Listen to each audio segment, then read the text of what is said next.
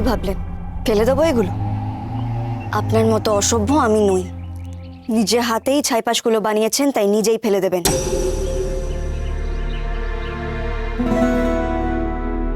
এমন করে কেউ ঝগড়া করে?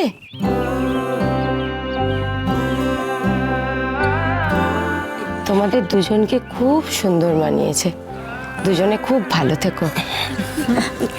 বাবা, এতদিন পরে হাসলেন, আবার কথাও বললেন, আপনাদেরকে অসংখ্য ধন্যবাদ।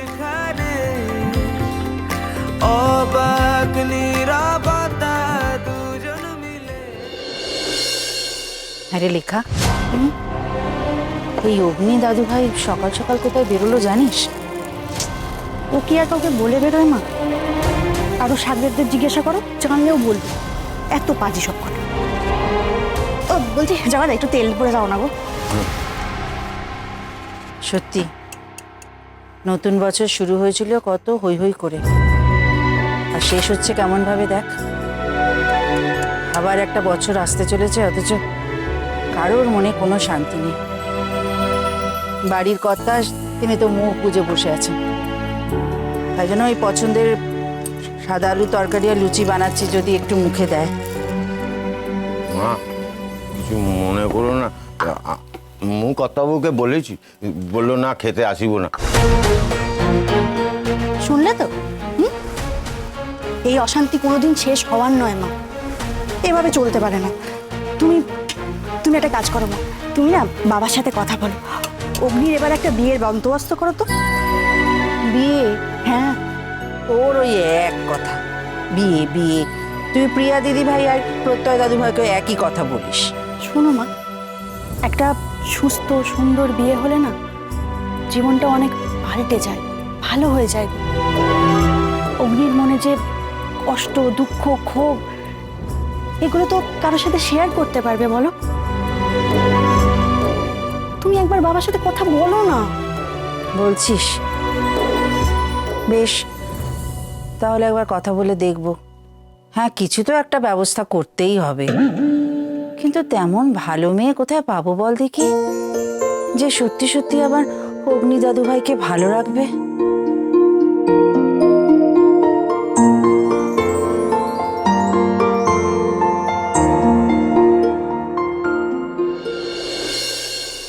এটা কি হচ্ছে আমার সাথে? কেন বারবার আমার সঙ্গে পাচক মশাইয়ের দেখা হচ্ছে? কেন আজকে ওই বৃদ্ধাশ্রমের মাসিমা আমাদের ওই কথাগুলো বললেন? তোমাদের দুজনকে খুব সুন্দর মানিয়েছে, দুজনে খুব ভালো থেকো। কি বলতে চাইলেন তিনি? আর নবীন দাই বা কেন বললেন ওই কথা? তোমরা দুজনের মধ্যে যদি এরকম ঝগড়া করো, তাহলে কি আমার মেয়েটার ভালো হবে বলো? তার থেকে বরং তোমরা মিলে ঝুলে। কি? আমি তো এইসব ইঙ্গিতে বিশ্বাস করি।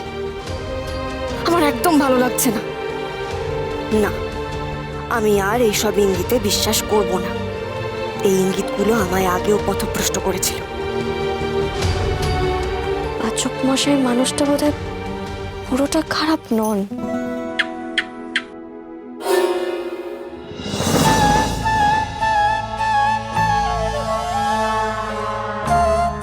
তাহলে কি ভোরের স্বপ্ন সত্যি হয়?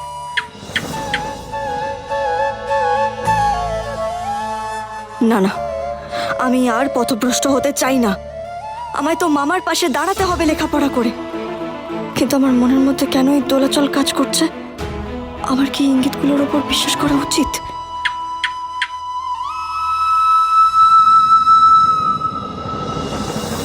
আবার টিকটিকি ডাকলো। হ্যাঁ রে, কথা বলছিলাম যে প্রতিবারের মতো কাল তো কল্পতরু উৎসব আছে, আর মোহিত বাবু বারবার যেতে বলে গেছেন। এদিকে তোর মামা বলছে এবারে আর পারবে না, আর জুনিও বলছে ওর নাকি কলকাতায় কি কাজ আছে। কি করি বলতো? কি আবার করবে? আমাদের বাড়ি থেকে যদি একেবারেই কেউ না যায় খারাপ হবে। ঠাকুরের উৎসব। মামি, আমি বরং চলে যাব, ঠিক আছে? বেশ, তাই কর। হ্যাঁ রে কথা, জুনি কিছু বলল নাকি সেই আগের মতোই চুপ করে আছে? সেভাবে কিছু বলেনি মামি। তবে আমি এইটুকু ঠিক বুঝতে পেরেছি, খুব বড় একটা ধকল সামলে এসেছে। বাকিটা ওর মুখ থেকে শুনবো যেদিন ও বলতে চাইবে। সেই অপেক্ষাতেই তো আছি। তবে আর খারাপ যেন কিছু না হয়।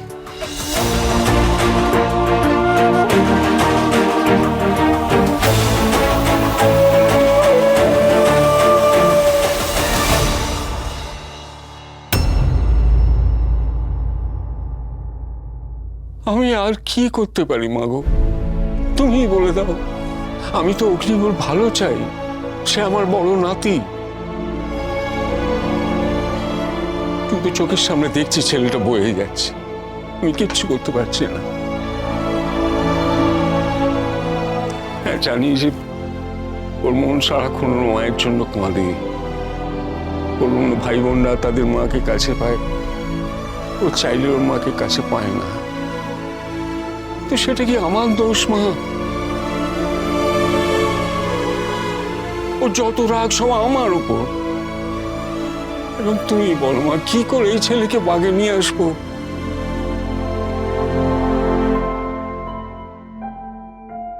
হ্যাঁ গো, বুঝলাম সকাল থেকে কিচ্ছু তো খাওনি। একটু লুচি তরকারি বানালাম, তাও মুখে দিলে না। আচ্ছা, তোমরা দাদান আর নাতি মিলে কি শুরু করেছো? আমাকে দুদণ্ড শান্তি দেবে না? আমারও তো বয়স হচ্ছে, বলো।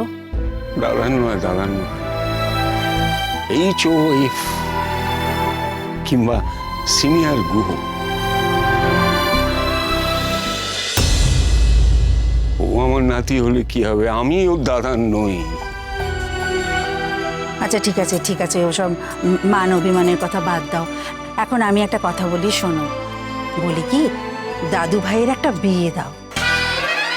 বিয়ে দিলে দেখবে ধীরে ধীরে সব থিতু হয়ে যাবে। থিতু হবে? তুমিও যেমন আমাদের পছন্দ করা মেয়েকে সে বিয়ে করবে, সেই তার মায়ের পছন্দ করা মেয়েকে বিয়ে করবে বলে ঠিক করে রেখেছে। ঠিক আছে, ঠিক আছে, ওসব কথা ছাড়ো না। আমি বলছি, তুমি একজন পাত্রী খোঁজো, ভালো পাত্রী, যে আমার দাদু ভাইকে ঠিক মতো বুঝতে পারবে, দাদু ভাইকে ঠিক পথে ফিরিয়ে আনতে পারবে। আরে কে ওই ছেলের সঙ্গে তার মেয়ের বিয়ে দেবে?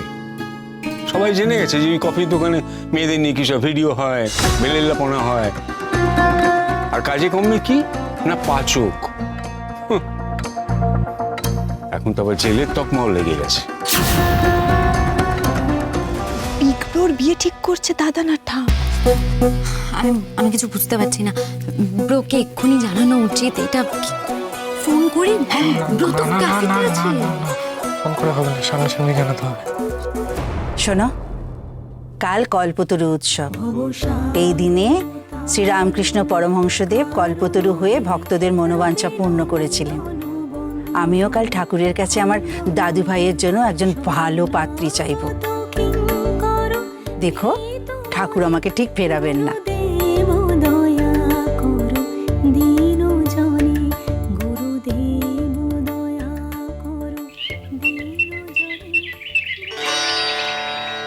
আরে তুই ওদিকে দুনিয়ার কাজ পড়ে আছে, তাড়াতাড়ি যা।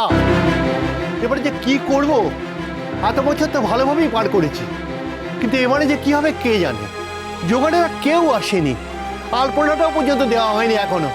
আর তোমার যা পায়ে ব্যথা, তুমি তো একা কোনো কাজই করে উঠতে পারবে না। আচ্ছা, তা বললে হবে? বাড়ি বোঝাই ভক্তরা এসেছে বছরকার দিনে। আচ্ছা হ্যাঁ, সেই জন্যই তো আমি জোগাড়েদের আসতে বলেছিলাম। তারা যে শেষ মুহূর্তে এইভাবে ডোবাবে তা আমি ভাবতেই পারিনি। দাদা মশাই, আপনি আর কোনো চিন্তা করবেন না, আমি সবটা সামলে নেব।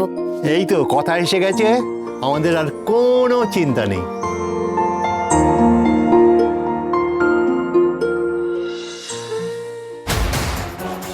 আমার মায়ের নামের ক্যাফেতে আমি একটাও আঁচ আসতে দেবো না। তোমার এই কফির দোকান বাঁচাতে গেলে তোমাকে বিয়ে করতে হবে।